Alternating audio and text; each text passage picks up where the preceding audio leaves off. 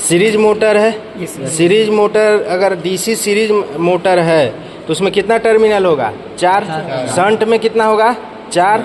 और कंपाउंड में कितना टर्मिनल होगा? 6। देखो ये सीरीज मोटर है, डीसी सीरीज मोटर है, तो इसमें 4 टर्मिनल है, 1 2 3 4। 2 कहीं ना कहीं आर्मेचर वाइंडिंग होगा, 2 कहीं ना कहीं सीरीज वाइंडिंग होगा। देखो जो आर्मेचर से रहता है वो ब्रश से जलेगा, ब्रश कंटिन्यूटी टेस्ट करेगा तो ब्रश से जलेगा, मगर फील्ड से ब्रश में नहीं जलेगा। ठीक, सबसे पहले पता कर लेते हैं कि कौन सा टर्मिनल आर्मेचर टर्मिनल है और कौन सा फील्ड टर्मिनल है। चलो यहाँ लगाओ, नीचे लगाओ।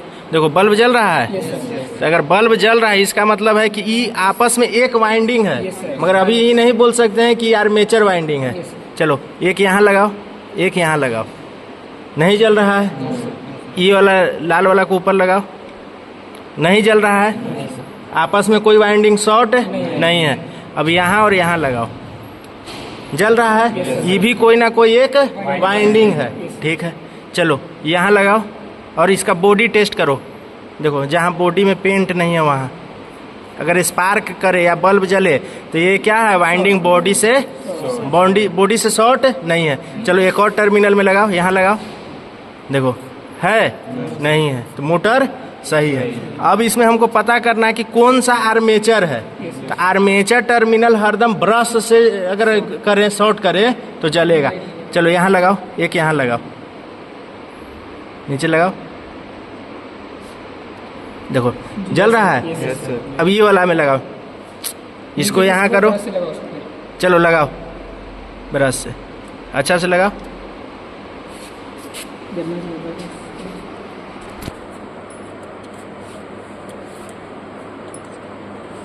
फिर यहाँ हिलाओ, प्लग से हिलाओ।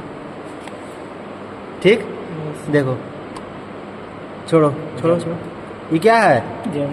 मतलब कि ई टर्मिनल और ई टर्मिनल क्या है? Armature terminal. यहाँ लगाओ।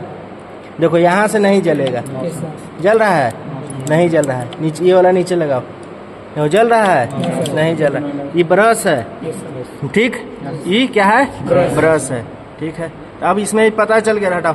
ये पता चल गया कि ये दोनों टर्मिनल क्या है? आर्मेचर। ये दोनों टर्मिनल, ये दोनों सीरीज वाइंडिंग है।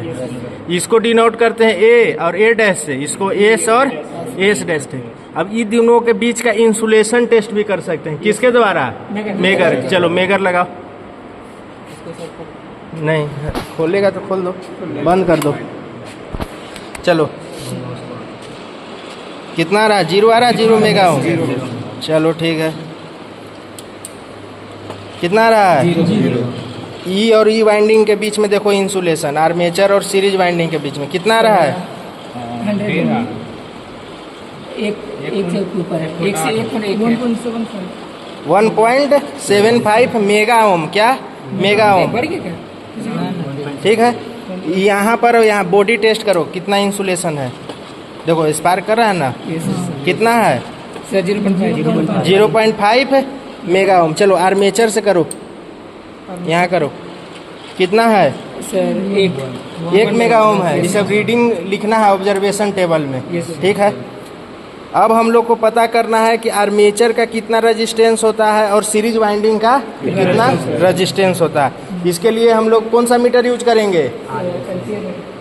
LCR meter. मगर देखो आर्मेचर का बहुत कम रेजिस्टेंस होता है, इसको हम लोग केल्विन डबल ब्रिज से भी नाप सकते हैं। तो लेके आओ LRC मीटर। देखो एक ही आर्मेचर टर्मिनल में लगाए हैं, अभी ब्रश को डिसकंटिन्यू कर दिए क्योंकि ब्रश का भी अपना कोई रेजिस्टेंस होता है। मगर हमको क्या पता करना है? आर्मेचर का रेजिस्टेंस। क्या करना है? आर्मेचर का रेजिस्टेंस।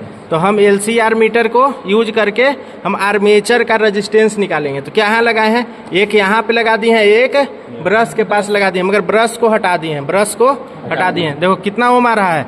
0.053 ओम। कितना आ रहा है? 0.053 ओम। अब सिमिलरली इसका नाप लेते हैं रेजिस्टेंस। ठीक,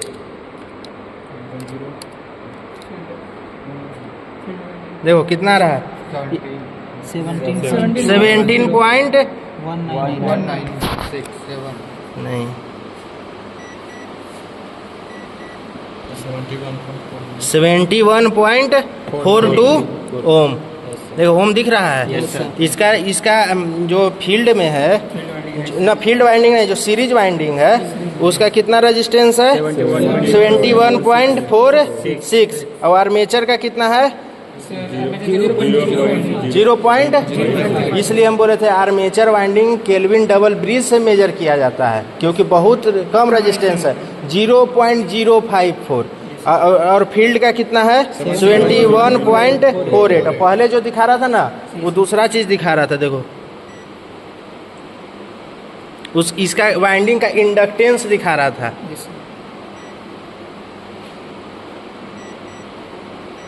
देखो हेनरी में दिखा रहा है, मिली हेनरी। ठीक, हमको क्या चाहिए था? रेजिस्टेंस। इसको क्या बोलेंगे? R A, resistance of armature winding. उसको क्या बोलेंगे? R S E, resistance of. हम बोले थे कि सबसे कम रेजिस्टेंस किसका होता है? आर्मेचर का। आर्मेचर का सबसे कम रेजिस्टेंस है। ठीक है, तो यहाँ पर इसका इंसुलेशन टेस्ट हो गया, कंटिन्यूटी टेस्ट हो गया, और इसका हम लोग क्या फाइंड कर लिए? रेजिस्टेंस। ऐसे ही हम लोग डीसी जनरेटर का भी फाइंड करेंगे। ठीक, कोई दिक्कत?